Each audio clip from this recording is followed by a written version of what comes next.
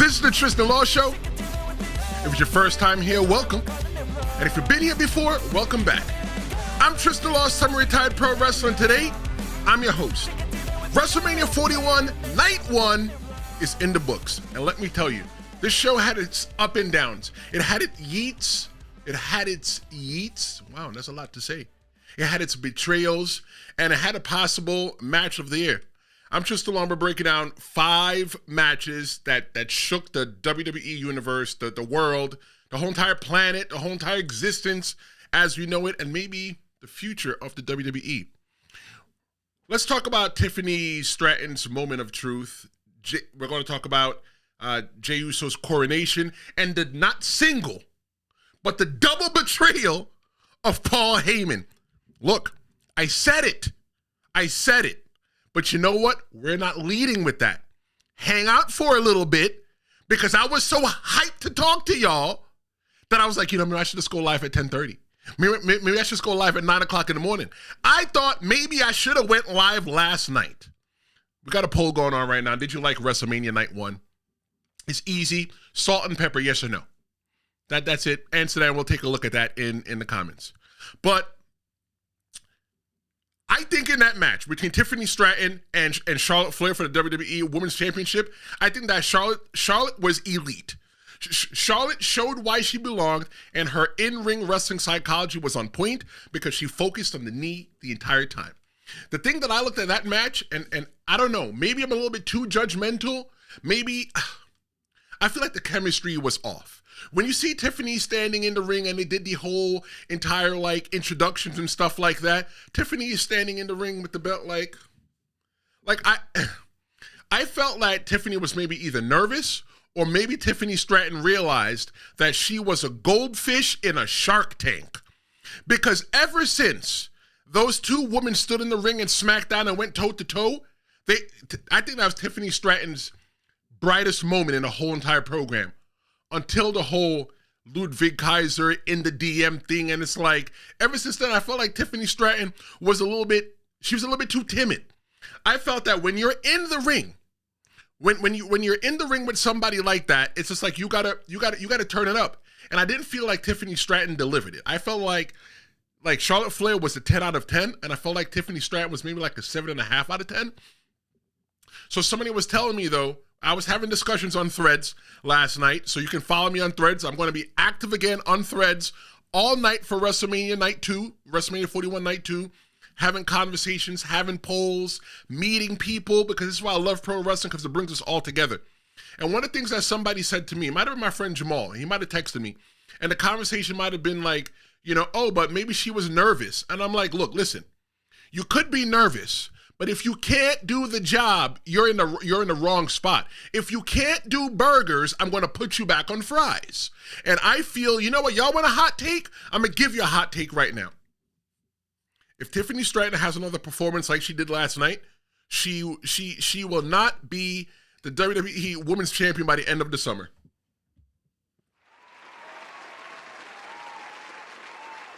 Six minutes into the episode, and we're already doing a hand clap already. 6 minutes, 4 minutes since we're live, and I'm already giving a hand clap already. I don't think that Tiffany Stratton is going to be the WWE Women's Champion going forward. I don't think that she had a great performance last night. I felt that everything was off. But then, you know what? Let me give it to this as well, too. Despite what people think about pro wrestling, we don't really practice what we're going to do. We might sit down and we might talk about what we're going to do, and then we go from there, So let me tell you some of the things that could have made the whole thing feel off. They're not wrestling each other every single night. They don't have the ability to where they're going on tour all week and they get to actually practice their craft. So maybe that's why that Tiffany Stratton and Charlotte Flair match felt kind of off. Maybe whatever it is that Tiffany Stratton and Charlotte Flair were going to go ahead and do, right before they went out, somebody said, hey, we're not doing that. We're changing this. Maybe she was lost. I don't know. But look, I feel that Tiffany Stratton is definitely not going to be where she is now if she doesn't do it. But I think the ending, though, of the match, the end part of the match was really, really good. And I think that that it picked up in the end part, and then when Triple H came out in the press conference, he was like, "Oh, well, you know, Tiffany Stratton this, Tiffany Stratton that." I don't think it's professional for him to go out there and even bury Tiffany Stratton. So whether it was good or not, you're not going to hear it from Triple H himself. What would that do to the morale of the people that work for you if your boss went on national TV to the world and said, "Yeah, that person sucked"? That's not good. But Tiffany Stratton survived. The next match was all about proving that you belong. Naomi and Jade, they made sure that you knew that they do both. Look, I think that this match between Jade Cargill and Naomi is probably Jade Cargill's best match to date. She showed that she belongs in the WWE. Granted, this is maybe her first singles match on television in front of the entire world. I felt that, look, a lot of people have doubted Jade Cargill. And Jade Cargill, she showed off her impressiveness with her strength and her unique style of wrestling. And I think that's why Jade Cargill belongs in the WWE. Looking at that match in itself, I was excited when Naomi came out again, because Naomi, she ditched the glow. She ditched the wig. She did all the light up stuff. She felt more serious and less cartoonish. And that's my thing about Naomi. I always felt that she was cartoonish, even when she was the champion. When she was the women's champion, I felt that Naomi was way too cartoonish. I wasn't into that, the whole coming out and doing the whole little dance thing, and you get in there, oh my God, Naomi did a dance. That's great that she did a dance. But I think the thing with Naomi is that she's been finding herself, and she had to get released from the WWE to go find herself. Because if I was working for the WWE and I got released, one of the things I would think to myself was like, you know what? Maybe I'm just not that good. Maybe I need to go out there and prove to these people that I belong. And I think that during Naomi's time on the indies and wrestling for TNA, she proved why she belonged and that she belonged, and she found herself, and I think we saw that person last night on night one. But let me tell you this again. I've been saying this since day one. Since day one, I've been saying this. Bianca Belair has something to do with the attack on Jade Cargill. I don't care what anybody says. Listen to me. After watching that match between Naomi and Jade Cargill, the first thing I said to myself at the end of that match was, Naomi took a beating for Bianca Belair. When you listen to the interview, when they asked Naomi, what makes you think that it was Naomi? Well, she know that she got hit from the back, and she turned around, and when she was falling, she saw Naomi running. What does that mean? What does that mean? Maybe Naomi was standing there with Bianca Belair telling Bianca, no, girl, don't do it. No, girl, don't do it. And she did it, but because Naomi's a ride or die, she took the L, because there's a bigger story. Look, this story's not done. We are going to see this story tonight. I promise you, we are going to see this story tonight. We have to see this story tonight. If not, at least by Saturday, by next SmackDown on Friday. We are going to know how involved Bianca Belair was in this. Let me tell you how I see it. And I said it last episode, or 2 episodes ago. Last episode, actually. Bianca Belair is going to win. And then Jade Cargill's going to come out there and raise her hand and say, yeah, that's my girl. And then what's going to happen is that Bianca Belair is going to lay Jade Cargill out. And then she's going to walk up to the top of the stage, to that little cool set that WrestleMania got going on. And then Naomi's going to come out. They're going to hold hands and they're going to walk out.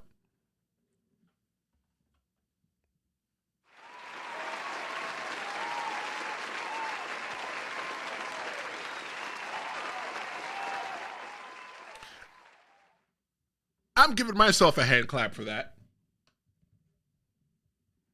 I'm giving myself a hand clap for that. I have to. Like, I just think that's just such a, that's the story. And nobody's going to see it coming. And if you watch the Tristen Law show, if you hang out with me as we are building the community, you're going to be like, yo, maybe this crazy guy is a little bit right. But Bianca Belair, her shadow, it looms over this feud. Jade, like I said, Jade said that she saw Naomi running when she got attacked. What does that even mean? What does that mean? Because I don't know what that means. To me, what that means is that Bianca's not sure.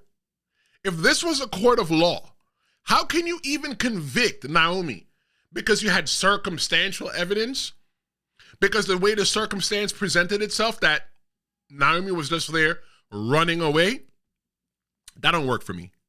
But I feel like this whole entire match, though, that it was physical, it was high impact action, and felt deeply personal.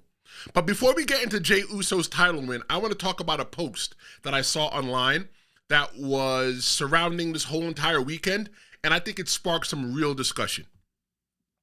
I saw a thread, because, you know, I'm big on threads. I don't use X or Blue Sky or Deep Blue Sea or anything else like that. The thread pretty much said, 3 black men in the main event of NXT, Triple H would never. He would never do it. And what they were talking about was the awesome classic between Obi Femi, Javon Evans, and Trick Williams. They main evented NXT Stand and Deliver. Triple H, look, I'm saying this as a black man. Triple H could never do that on Raw and SmackDown because there's nobody there right now,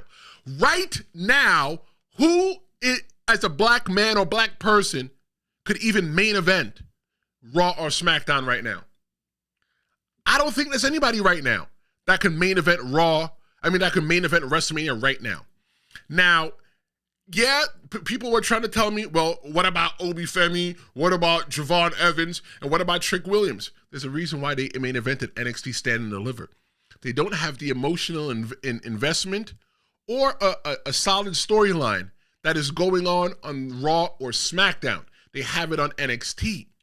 But one of the things that I'm saying, though, is that, first off, this is not a knock to anybody in the WWE. I don't knock anybody in the WWE. I like what you do. You know, we come here in the Tristen Law show. We have a lot of fun. But this is about being real, right? When I'm telling people, well, give me 3 black people right now, 3 black men that you could put into the main event of WrestleMania, and everybody just starts naming names. Like, no, you just can't name names to name names. People say, well, look what they did with Shelton Benjamin. Look what they did with Bobby Lashley. And look, now they're thriving in AEW. Yes, because AEW and WWE are 2 different things. Listen, I'm going to say this. I've said it once, I've said it twice, and I've probably said it 1,000,000 times. In AEW wants, the fans, they want solid wrestling. And when you get Shelton Benjamin, you're going to get that every single time. But when it comes to the sports entertainment action portion, the part with the personality, the part where he might have to talk on the mic, I don't think Shelton Benjamin even delivers in that department. Not yet. Now, people say, well, I said that in the next 5 years, I see Shelton Benjamin go back to the WWE. They go, why? I said, well, there's a changing of guards happening right now. It's been said. Roman Reigns said he only has 1 to 2 years left in the WWE, right, on his contract. He might not re-sign. So if he doesn't re-sign, that's going to leave some open spots. That gives Shelton Benjamin the time right now to solidify himself to where he really belongs. I want to see Shelton Benjamin in the main event of WrestleMania. I want to see 3 black men in the main event of WrestleMania, even 3 black women in the main event of WrestleMania. Last night, there was only 4 black people on WrestleMania. And you know what? In order for you to become the main event, there's only so many spots. Imagine if everybody just main evented WrestleMania, right? Who would be the undercard? Somebody has to win. Somebody has to lose. Somebody has to main event, and somebody has to do mid-card. Somebody's got to jerk the curtain. That's the first match. Keep your mind out of the gutter. Somebody has to be the first match. Everybody just can't all be put into the thing right now. But look, once Bobby Lashley and Shelton Benjamin, they sharpen their game, WWE is going to be back with them. People say, why would they want to come back to WWE? I'll be honest. Because nobody in this current wrestling generation right now is saying, I want to go ahead and be the AEW World Champion. You know why? Because the person that's saying that isn't even in high school yet. There's a whole generation of people that have been bred on WWE. And what we want to do, what I want to do is I want to headline WrestleMania. I want to be the person that not only headlines WrestleMania, but I want to be WWE champion. I got no interest in being the AEW champion. If they call me, I'm a go, but my interest is still in being the WWE champion. Talia Jeanette checks in. Man, Seth Rollins finna beat the brakes off of Jey, and they're gonna run it back with Roman. Thank you so much, girl, for checking in. You watched WrestleMania kind of late. When I saw you yesterday, we tried to have that conversation, but I didn't ruin it for you. But that conversation that I was trying to have with you last night, we are going to have it in just a little bit, so make sure you stick around. All right. So let's get back to the action of WrestleMania Night 1, because this next match was probably to date, this is the biggest moment in Jey Uso's career. And what I'm talking about is Jey Uso is finally, he solidified himself. He's not a tag team guy anymore. And I'll be 100% honest with you, I didn't think Jey Uso was winning that night. I didn't want Jey Uso to win. I said to myself, sitting there in my little chair, this chair right here, in front of my big old TV, with my computer open on Threads. Make sure you follow me on Threads, because we're having discussions tonight. Just type in that name in Threads, follow me. We're talking tonight live. If Jey Uso and Gunther are the first match, something spectacular has to happen in the main event. Something earth-shattering and riveting has to happen in the main event. And Talia, you know that when I saw you yesterday, I told you that. And then you were like, oh, as a former worker, because Talia's a wrestler too. I'm not former, I'm semi-retired, because maybe one day I'll get back in the ring again. And something riveting did happen, earth-shattering did happen at the end of the night. Because I thought that the way that you see the whole entire match happening, that the lasting moment is going to be everybody doing the yeet over the arena and stuff like that, all 61,000 people doing the yeet at one time. I don't think that really played into the way that it should have. But I think that opening match, though, definitely stole the energy of the entire crowd, right? I think that by that first match, here's the psychology, and I'm closing my eyes because I'm envisioning it. The psychology is that the fans, as a fan, they saw what they wanted to see in the first couple minutes of WrestleMania. And what they wanted to see was their man, main event Jey Uso, actually win. And they saw that. So based on everything else in the card, what do you really care about? And nobody really cared about the New Day. I did the poll on Threads, and that's what everybody said. You know, nobody really cared about Paul, that the triple threat match, because there was nothing really on the line. But what was on the line? It was Paul Heyman's loyalty, and we're going to talk about that. But my concern for Jey Uso is that now that Jey Uso's won the championship, what's next? Will Jey Uso stay hot, or will he cool down like Cody Rhodes or LA Knight once they win the belt? LA Knight's not the champion anymore. Sorry if I ruined it for you, right? We're assuming that by the time you're watching this, that you've already watched it already. So if you didn't watch it already, my bad. But I've said it before for Cody Rhodes. Cody Rhodes the chase was amazing. Cody Rhodes chased the championship 2 years in a row. And the second year, that's when he won. Last year at WrestleMania. And in that whole entire year, since Cody Rhodes has had the belt, what has Cody Rhodes really done? I'll wait. I don't think Cody Rhodes has done anything. You know why? Because nobody other than maybe Kevin Owens and now John Cena has put him to the test. Has made you say, you know what? They might take that belt off that boy. LA Knight. I've said it with LA Knight. We're getting ready to talk about LA Knight's match with Jacob Fatu next for the United States Championship. LA Knight is way more interesting when he's chasing for the belt. I think that LA Knight as a champion, and I don't want that to be a black eye to his career, because as a guy that got into wrestling, him being LA Knight, who got into wrestling as an older guy, he needs that validation of being able to be the WWE champion, not the heavyweight champion. He needs to be the WWE champion, LA Knight. And the reason why he needs to do it, because like I said, it's validation. That, yep, this old guy came in, he went through NXT and he did it. Yeah. But I think the issue is that LA Knight need to figure out, they need to put LA Knight in some unfair advantages. And I think that's what needs to happen to Jey Uso in order for Jey Uso to feel like he's some kind of relevant. In order, and not Jey Uso, I'm sorry. Jey Uso. They need to do that to Jey Uso. So you're like, you know what? He's relevant. Like, you know what? He's a champion, right? Because you won the belt, and now what? You got the girl. Think about it, right? With the Mario brothers, right? Mario goes and he fights for the girl. And then he gets the girl, and then what? Then he has to go save her again. The chase. It's all about the chase. Let's look at the chat. Talia said, I'm still here. Oh, wow. She's still at work. 14 down, 2 to go. And all she got was Paul screwing everyone. Yep, sure did. Girl, why you work so much? Next message. They should have had the tag match open. Nobody cared about the New Day winning. I agree. I think the tag team match between New Day and the Viking Raiders should have been the opening match. Could have been the opening match. Would have served its job as the opening match. And one of the things that I said last time on Threads, if you're not following me on Threads, follow me on Threads because we're having a discussion. Follow me, the real big Triz right here on Threads. You remember when they called the War Raiders the Viking Experience? Yeah, me neither. She also said, I was only vested in Naomi versus Jade and the triple threat. Okay. And Jacob showed up and showed out. It was a nice plot twist. It was too.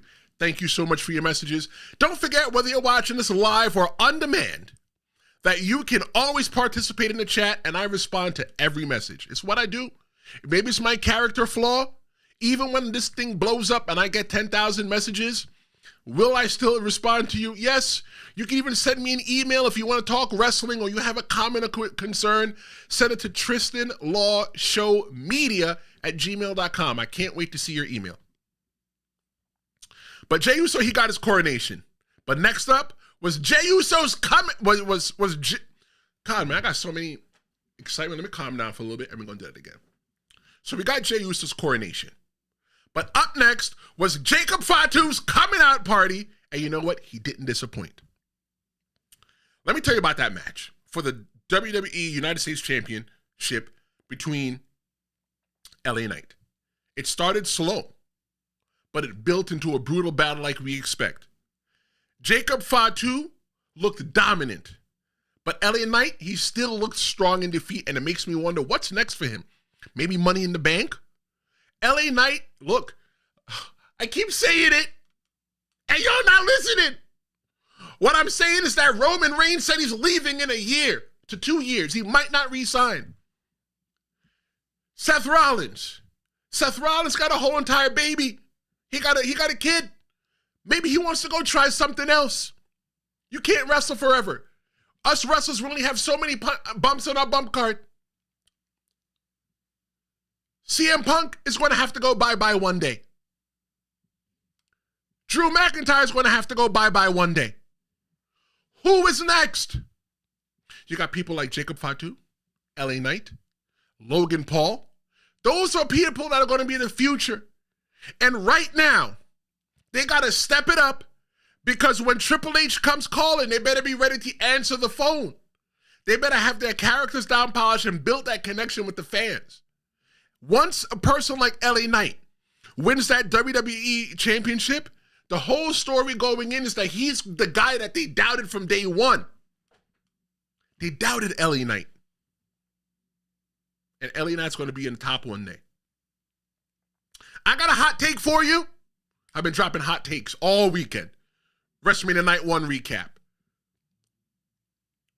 Jacob Fatu's a bigger star than Solo Sikoa. The reason why I think that Jacob Fatu is a bigger star than Solo Sikoa is because Jacob Fatu, he's got a little bit more personality. And fans are connecting with Jacob Fatu. When Solo Sikoa first came out, what did Solo Sikoa say? Nothing. He didn't say anything. All he does, and I can say this because, God, I can't. God, I know it's the resurrection. I know it's Easter. And I know I shouldn't say this, but I'm going to say it anyway, so please forgive me because the people know that I'm crazy. Jacob Fatu, Solo Sikoa just walks on with his thumb like he's going to put it up his ass. Like, what is he really doing? Jacob Fatu has the personality. And Solo Sikoa is just now trying to find his personality. It's going to be too damn late. Listen to what I'm telling you right now. Talia Jeanette took the words right out of my mouth. She said in the chat that Jacob is what we thought Solo was going to be. Girl, you got a hand clap. You got a hand clap. I looked over and saw what she put in the chat. She said that Jacob Fatu was what we thought Solo Sikoa was going to be. When Solo Sikoa was in the original Bloodline, he was the enforcer. And then what happened was that when Solo Sikoa wanted to take over the Bloodline, he needed a new enforcer because he couldn't be the enforcer. So then Jacob Fatu did it, and he broke out of that character. Solo Sikoa needs the Bloodline. Jacob Fatu has broken out of the Bloodline. Do you understand that when WrestleMania Night 1 happened, when Jacob Fatu was walking into the arena to go toe-to-toe with LA Knight, that it was his 302nd day on the main roster? When Jacob Fatu won the WWE United States Championship, it was in his 302nd day with the company. The first time we saw him is when he put Randy Orton through a table. He helped beat up Kevin Owens, and then he helped beat up Cody Rhodes. 302 days since his SmackDown debut. Jacob Fatu not only wins the WWE United States Championship, but he does it at WrestleMania. About a year ago, sometime outside that 300, today makes 303 days. A year ago, I went to an independent show in Brooklyn to go see some friends of mine that were wrestling on the show. And Jacob Fatu wrestled in the main event. Jacob Fatu was just an indie guy. 303 days ago, he wasn't in the WWE. 300 days ago, you didn't know who the heck Jacob Fatu was really, unless you watched MLW. You were on, or you were in tune with the indies. That match last night between LA Knight and Jacob Fatu did a lot of things. It showed every single person out there that has a dream that if you work hard, you can get what you deserve. And it also showed that Jacob Fatu is the guy on SmackDown. When Roman Reigns says that he's going bye-bye, when Seth Rollins is gone and CM Punk is gone, what you're going to see is you're going to see a guy like Jacob Fatu leading the pack. You're telling me right now that you can't see Jacob Fatu main event in WrestleMania in the next 5 years? I'll wait. Let's go back to the chat while we wait. Talia said that Sally Tama and Tama Tonga and Tonga Loa are going to be the Temu version of the Usos. They will be mid-tier tag team at best, maybe carry the division when Montez gets his solo run, but Bloodline hype is reaching its burnout. Yeah, I think that they haven't done nothing with the New Day, with the Bloodline. Thank you so much for your comment. And it makes me wonder what's left for the Bloodline. Is the Bloodline just going to go away? Like, yes, I feel that right now, at this point, that the Bloodline right now is the Temu version of the original Bloodline. The first Bloodline, we bought that from Walmart. We got that in one day with the Amazon Prime. But this new version of the Bloodline that we have right now, they're definitely with Temu, and with the tariffs attached to it, it's not even worth the price right now. Jacob Fatu needs to leave the Bloodline. And what's going to happen is that he's going to go out there feeling himself. Yes, Solo Sikoa's happy for him, but Solo Sikoa is still the leader of the Bloodline.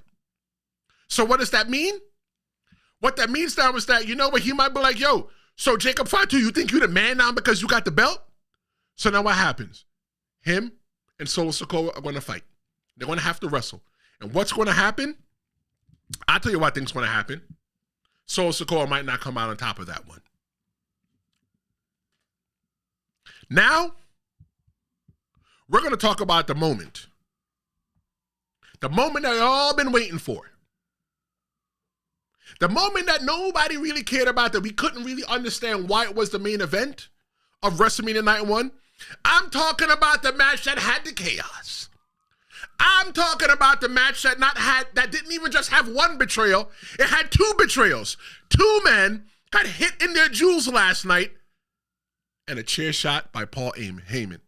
Look, I'm getting the goosebumps talking about this right now.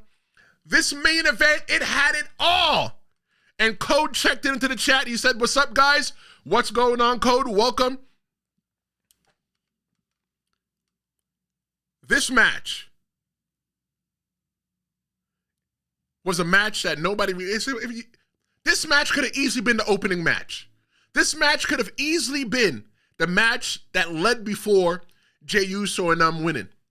Jey Uso winning. I'm talking about Roman Reigns versus CM Punk with Seth Rollins.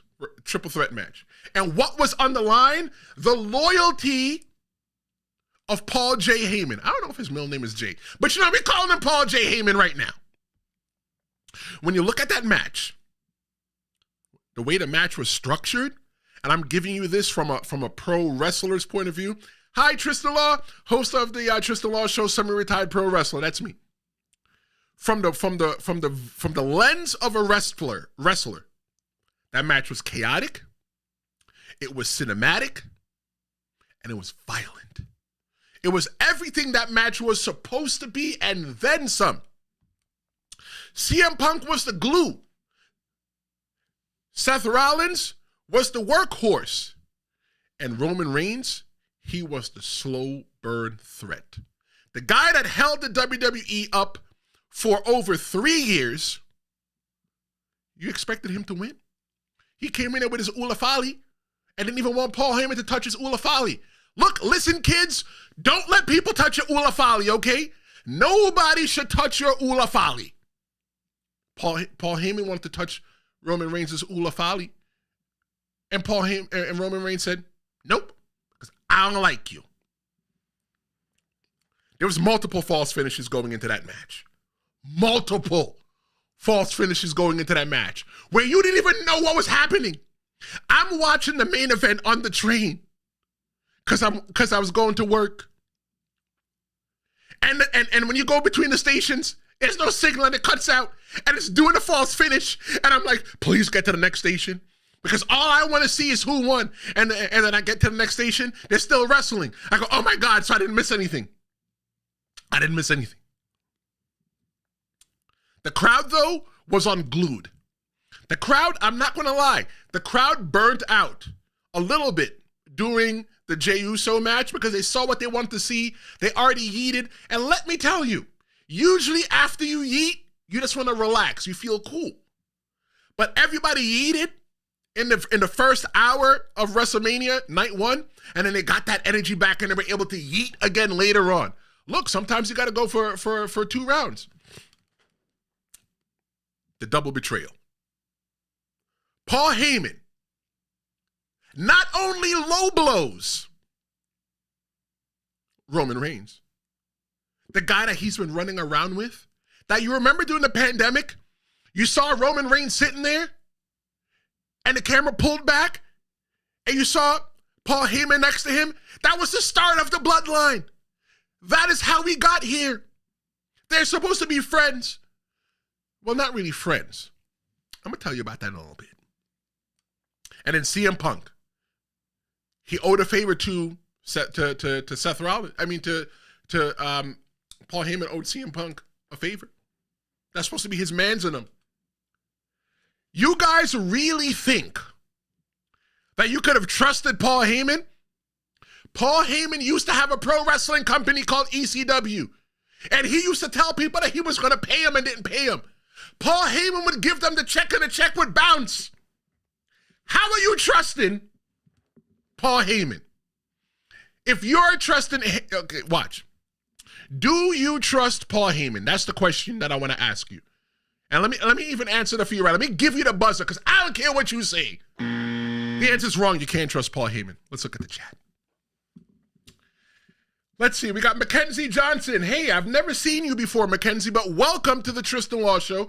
Welcome to the community. Mackenzie says, hey, what's up? I enjoyed Tiffany versus Charlotte matches and the main event triple threat match. Look, girl, thank you so much for joining us. It was such a great, I think that WrestleMania wasn't stellar, but I think it was good. If I had to pay for WrestleMania, it was still worth the time.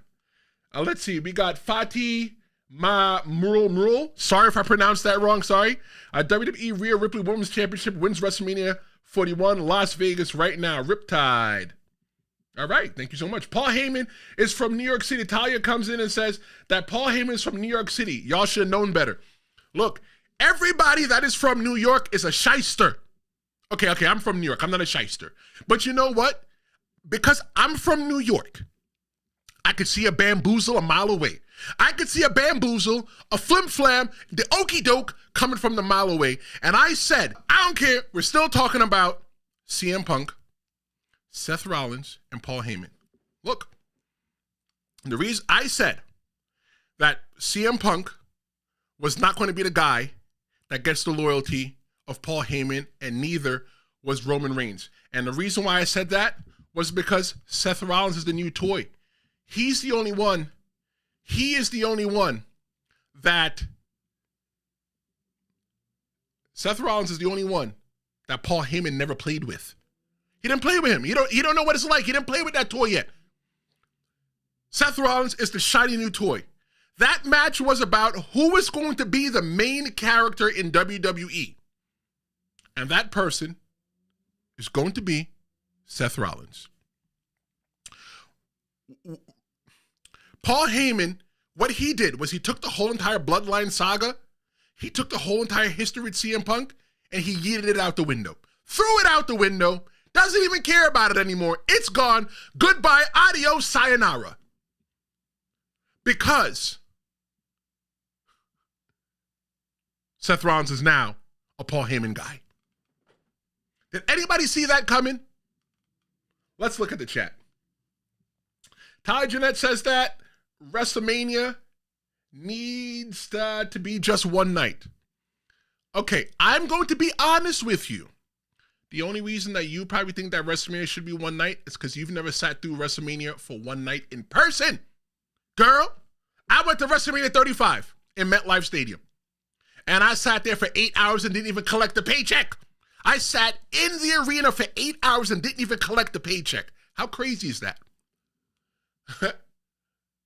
It rained and it was cold. You know what? If it was 2 nights, it's great, but WWE also gets to collect double the money. And them ticket prices were out of control, by the way. Out of control. Especially for this year. WWE is talking about, or Triple H said last night in a press conference, oh, this is the highest grossing gate for WWE, WrestleMania, or whatever it was. Because the tickets were like $10 million. They were $10 million. So that we kept opening up seats and people kept buying them. Yeah, right. I get that. But it was $10 million. You only still put 60,000 people in there. You put 60,000 people into the arena. But when you go to WrestleMania, what is it, 32? The one that was in Levi Stadium. I think they put, no, the one that was in Texas Stadium where the Cowboys played, there's 100 and some odd thousand people in the stadium, right? So my whole thing is that why is that one at the highest grossing? Because y'all wasn't bamboozling people with them WWE ticket prices. I'm trying to go to SummerSlam. I don't got that much money to, I mean, I'm doing, but I'm cheap. But I don't want to spend $10,000 on a seat. The most I'm willing to spend to go to a PLE is maybe, since it's 2 nights, and I would like to go 2 nights, maybe $700 altogether. Damn, I said it. Damn, that's expensive. But CM Punk and Seth Rollins, they had that feud that they had going on, and now the feud is going to progress itself even more. The message that's going to happen on when we get the Monday Night Raw is why, Paul, why? Everybody loved Paul Heyman. Paul Heyman was the man. Paul Heyman was that guy. But what happened? Why'd he do it? There's a lot to talk about. I did a poll earlier because I like polling you guys. Behave yourselves. And I asked, did you like WrestleMania Night 1? 67%, 2/3 of the people that voted said yes. 33% of people said no. I think that WrestleMania Night 2 is going to be the night that everybody talks about. Everybody right now is talking about the betrayal by Paul Heyman. But tonight we have so much more. And I can't wait to talk to you about it tomorrow, Monday morning at 10:30 a.m. This is going to be Appointment TV. We're building. Look, let me tell you something. I want to be honest with you. One of the things that I'm doing here is I'm building a community. I'm building a community here. And I watch other people's live streams. I watch what other people do. You know, I listen to radio shows and stuff like that about wrestling. But what I try to do is make sure that you, the person that is watching, listening, however you consume me, is a part of the show. Because your voice matters. Some people come in here with some ideas that are way off the wall. I don't even know what you're talking about half the time. But what I try to do is I try to give you a voice. And that's the reason why I'm live. I could do a podcast where I could just record all my thoughts and send them to you. But you know what? This isn't one way. This is us having a conversation. And I'm only here at 342 subscribers. And I'm getting emotional talking about this. I'm only at 342 subscribers right now because of you. Because you decided to take a chance on me, and I'm not going to cry on the camera, so stop, because I almost did. I'm only here because of you, and I love pro wrestling. The thing about pro wrestling is that it unites all of us. Talia, she is the former worker. She's the former wrestler. I'm the semi-retired wrestler, and she can tell you that when you're in a locker room with a bunch of people, it doesn't matter what language you spoke. It doesn't matter who you voted for. It doesn't matter if you're black, white, Chinese, Indian, or Asian. What unites us is one thing, is WrestleMania. I was able to get online last night on Threads and have conversations with total strangers about pro wrestling. And I'm doing that right now. But you know, we're not going to be strangers. Because some of the things that are going to be happening down the line on the Tristen Law shows, I'm going to be starting a newsletter. All the information is in the bottom right here. If you want to find out how to get the newsletter, once we're done, go into the description of this episode and click the link and sign up. It's free. The newsletter will always be free. What I'm also doing as well, too, is that there's a merch store. You want to wear a Tristen Law show shirt? The best way for you to support the show is for you to wear the show. Go ahead and click the description. Click the description and look at the link in there. Look at the shirts. I make all the graphics myself. I'm building a community of like-minded people who love pro wrestling. And this is WrestleMania. Despite what you want to say, some people might say that, oh, well, AEW is the #1 company. They're the best company in the world. I doubt that. I doubt that. And this is the only reason why I doubt that. Because if you've ever been into a town that has WrestleMania, I can't speak about Royal Rumble, but I've been into many places that have WWE events, PLEs. But when you go to a place that has WrestleMania, they take over the town. From the second you get off the airport to the time you get back on the plane. Everything is WrestleMania-centric. WWE right now, they're the #1. And I'm glad that that's what unites us. And AEW is what unites us as well, too. Pro wrestling is what it unites us. Mackenzie Johnson checks this, says, I like the 2-night Mania. If they go one night only, the show would probably end at midnight. Yes, girl, I was at WrestleMania 35 at MetLife Stadium. And everybody was tired. You see the thing, too, though, with it being 2 nights? Here's a reason why I think that WWE works 2 nights. Because New Japan does it. WWE has such an in-depth roster that, you know what, instead of milking the cow once and drinking once and having to share that, why not milk the cow twice and then you have double to share? I'm talking about the money. The money's the milk. I think that 2 nights works because it keeps WWE talking so much longer, right? You're not only talking about WWE Saturday into Sunday morning, Sunday afternoon. You're now talking about the WWE because the events are 2 nights. You're talking about it from Saturday, day 1, up until Monday. WWE, when you go to Google Trends, WWE, WrestleMania 41, Paul Heyman, Those are some of the most searched words on social media. And I'm going to teach you something right now about, putting together your titles and your thumbnails and stuff like that. That's why the title says, did Paul Heyman just start a new era at WrestleMania 41, Night 1? Somebody's going to be Googling this and say, you know what? Let me see what the hell this guy's talking about.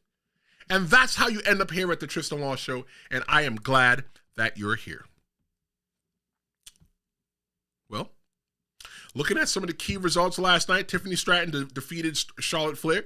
Charlotte Flair did not get to win that championship, didn't get to secure that 16-time championship. But one of the things that I'm saying, though, is that if she didn't do it, does that mean that John Cena does it tonight? Jade Cargill, she beat the brakes off of Naomi. But what I'm saying again about Naomi and Jade Cargill is that Bianca Belair, she's involved. Bianca Belair is the spaghetti sauce to their meatballs and spaghetti. She's in it. You can't deny it. She's in it. Jey Uso defeats Gunther, new world champion. I didn't think that Jey Uso was going to win. I didn't think he was going to win prior. And watching the match, the way the match was going, I said, this match is not going to be done. Because what I wanted to see was the next night, on Monday Night Raw, is when Jey Uso gets his redemption. The scariest thing for me right now, looking at Jey Uso as the new World Heavyweight Champion, is what's next. Somebody said in the chat, I think it might have been Talia, that now Seth Rollins is going to come for that belt. So does that mean that Jey Uso is a transitional champion? Will Jey Uso get that Kofi Kingston treatment? What Kofi Kingston treatment? I'm talking about when Kofi Kingston won the WWE Championship and then lost it to Brock Lesnar in like no time. Seth Rollins defeats CM Punk and Roman Reigns. How many times does CM Punk need to get screwed? How many times? How many times does CM Punk need to get screwed? The only reason why John Cena is the way he is right now is because Seth Rollins curb stomped CM Punk. CM Punk never tapped out. CM Punk did not tap. If you don't believe me, go back and watch the Elimination Chamber. Seth Rollins, we're getting ready to see a whole new heel character. And you know what? I think that Seth Rollins was a heel either way because he's annoying. When Seth Rollins comes out, he always got a new Titantron. He always got a new screen. And one of the things that I saw, and once I saw it and I learned that I can't unsee it, I'm going to expose you to it as well. The video wall, when Seth Rollins comes out, the screens, the colors are dependent upon what he is wearing. If you didn't know, now you know. I didn't know, and once I saw it, somebody told me I can't unsee it, so I hope that you can't unsee it either. I'm going to go back to the chat one last time before I sign off. But what was your match of the night? Do you agree with Paul Heyman's actions? Coming up with some shows this week. Tomorrow at 10:30 a.m. Eastern, Monday morning, we're going to be doing the we're going to be doing the WrestleMania Night 2 recap. Tuesday morning, we're going to be doing the recap of the night after WrestleMania, the Monday Night Raw. I hope that Raw is going to be good. On Wednesday at 6 p.m., my series, the Pro Wrestling Scorecard, is going to be dropping. The second episode is going to be on Stone Cold Steve Austin. The Pro Wrestling Scorecard is where I take your favorite wrestlers and I score them in 4 categories: the in-ring ability, mic work, their accomplishments, and their overall legacy. And I give them a score out of 10. Check out the first episode when we're done with this. It's about Owen Hart. And then Friday, I might take a break. I might not come live. But you know I'm crazy. I might come back. I might do an interview. One of my friends just debuted on AEW, and I might bring him in on Friday if the schedule works for us to talk so that you can meet him. Let's go take a look at the chat one last time before we get out of here. So Coda's saying that he says that you say you're from New York, you can spot a scam. Let me tell you. Yes. New York City is full of scammers. And one of the things that you're taught when you're it's a street smart. It's a street smart kind of thing that you kind of get from living in New York City.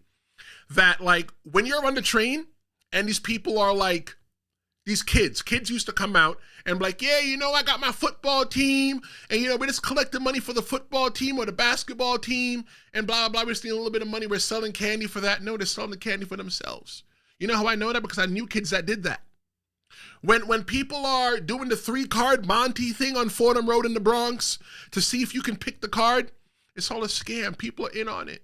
One time I did get scammed, though, in New York City. I was 16 years old, and I worked my first job, and I went to go cash my check at the check cashing place. For those of you who don't know, if you don't have a bank account when you're young, you go to the check cashing place to cash your check. So I went to the check cashing place to cash my check, and I bought me a DVD, a bootleg DVD of Fast and the Furious.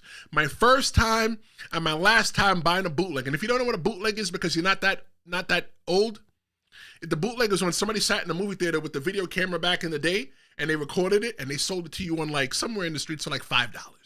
I bought Fast and the Furious, and what I went home and put that DVD in the player, what I got? Some movie by Sylvester Stallone in a race car.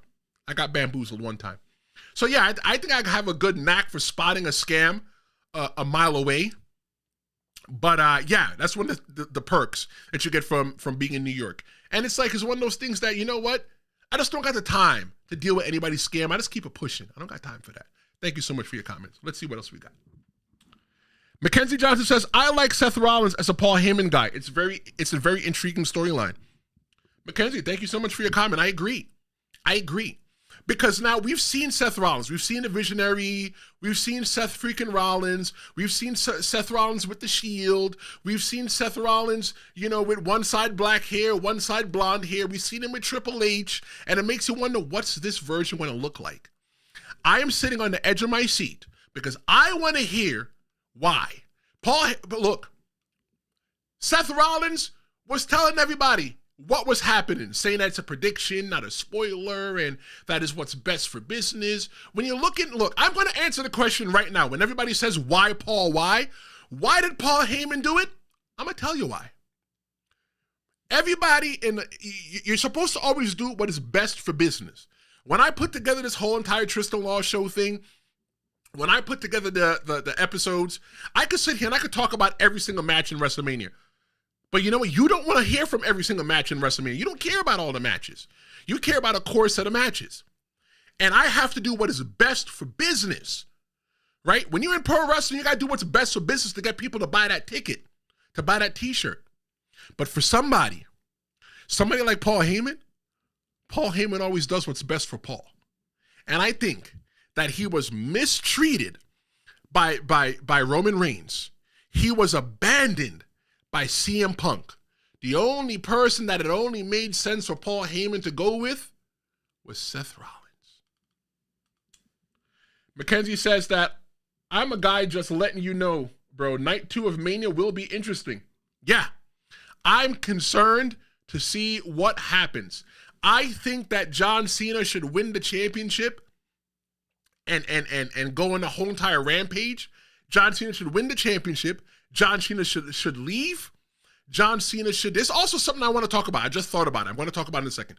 John Cena is going to leave, and he's only going to come back when somebody's worthy enough to fight him. Cody Rhodes is going to take this loss. It's going to be a huge loss for him. He's going to take the leave, and he's going to go away, and you don't have to worry about him anymore. So the thing that you look at is that Randy Orton doesn't have a match going into WrestleMania, right? It was supposed to be Kevin Owens. And the thing that I look at, who is Randy Orton going to wrestle tonight? It could be a treasure trove of people. But I'm not going to tell you who Randy Orton is going to wrestle because I don't have enough time. What I'm going to tell you is what I see happening for Randy Orton tonight. Cody Rhodes doesn't have any friends. John Cena has The Rock, the final boss, and he has Travis Scott, who needs to get punched in the face by Cody Rhodes real good. In that, those are the people in John Cena's corner. But who is in the corner of Cody Rhodes? Nobody. He needs help. I think that Stone Cold Steve Austin would be great to come out. And I think that Randy Orton should come out to help as well. Let me tell you how that match goes. So now what happens is to even the score, Stone Cold Steve Austin comes out to help. But now Stone Cold just can't help because now he's getting the brakes beat off of him. Randy Orton comes out to help, but then he RKO's Cody Rhodes. And everybody is going to suck the air out of the arena. And not only does Randy Orton RKO Cody Rhodes, but in order to put the icing on the top, the guy that just went into the Hall of Fame this weekend, he also hits the RKO in Stone Cold Steve Austin and then lets Cody Rhodes lose. Look, the only reason that Randy Orton was fighting with Kevin Owens is because of Cody Rhodes. The only reason that Kevin Owens right now is probably out with a neck injury is because he tried to help Cody Rhodes. Cody Rhodes, and I've said it before, Cody Rhodes is toxic. Every single person that's been involved with Cody Rhodes is now in some kind of beef or turmoil with somebody else because Cody wanted everybody to go so they wouldn't see him and they wouldn't go for the belt. But he didn't understand that John Cena had his number. Cody Rhodes didn't understand that The Rock felt like he disrespected his family, not only at WrestleMania night 1 last year, but at WrestleMania night 2. And he still carries around that belt because The Rock told Cody Rhodes that The Rock has to leave right now. But when The Rock comes back, Cody Rhodes is coming for you. And then Netflix happened. And then you got The Rock coming out there pounding around with Cody Rhodes. And Cody Rhodes is so damn naive. He doesn't understand what is happening around him. He's building people that are putting a target on his back. There's a target on the back of Cody Rhodes. He's building. Cody Rhodes thought he was shifting. He was playing chess the whole entire time. Cody Rhodes was really playing checkers. Randy Orton is coming for him. Randy Orton is coming for him. When John Cena wins that belt and then goes away because there's no man that can fight him, Cody Rhodes should be put on the shelf by Randy Orton. And then Cody Rhodes is going to come back in the summer and have a redemption story. That's what I think should happen. All right, let's see what else we got in the chat before we sign off. Mackenzie says, Becky Lynch might return to Lyra Valkyria because Bayley was injured backstage. Look, man, I like the way that this whole entire thing is going because WrestleMania is still so unpredictable. The thing that I say about WWE that I like right now about WWE is that it's not about, they're no longer in the business of giving us what is predictable anymore. They're giving us the things that are unpredictable. Nobody saw Paul Heyman siding with Seth Rollins, but I did. And maybe you thought it if you joined me here. Thank you so much, everybody, for your comments. I can't wait to sit down with you tomorrow. Because tomorrow, we'll be back recapping night 2 of WrestleMania night 2. And if you have not already, smash that subscribe button because I want you to be ready for when you do this tomorrow at 10:30 a.m. Eastern. I'm Tristen Law. Happy WrestleMania night 2. This is the Tristen Law Show. Thank you so much for joining. And I'll see you next time. Yeet. I don't need a guide, follow the lights, take me where I want to visit. Are you alive or just breathing? Flashing red lights, driving at night, windowless ride, feeling alive. Nothing